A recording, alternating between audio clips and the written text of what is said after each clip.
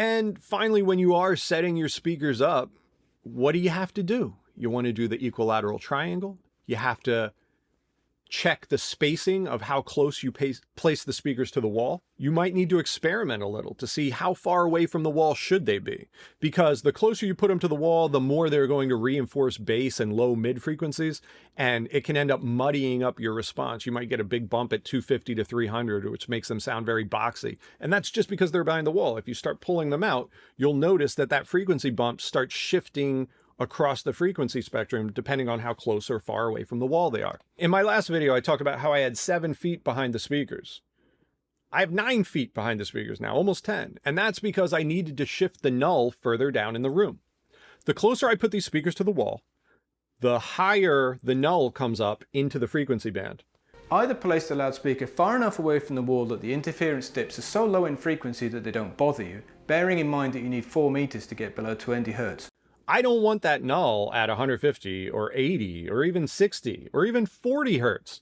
I had the null at 31 Hertz. I had to push another 2 feet to get the null down to about 28 Hertz, 27.5 Hertz.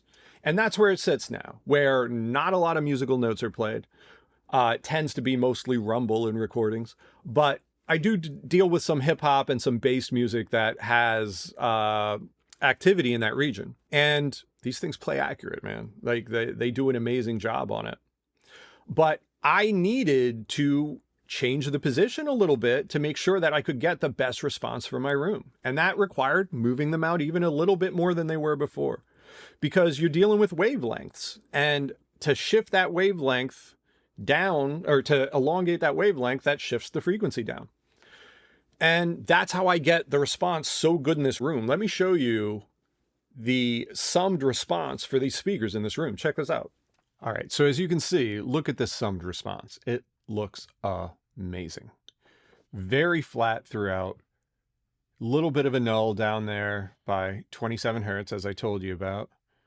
But very flat along the way. And from 2K on to 20K, it is like a ruler. So flat. And that's the summed response. Now, if we look, this is the left speaker.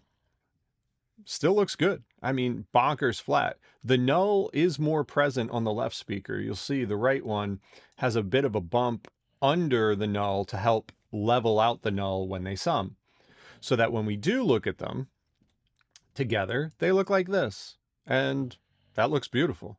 Guys, look at that. I mean, what are we talking about? That's beautiful. And that's both speakers playing at the same time from the listening position.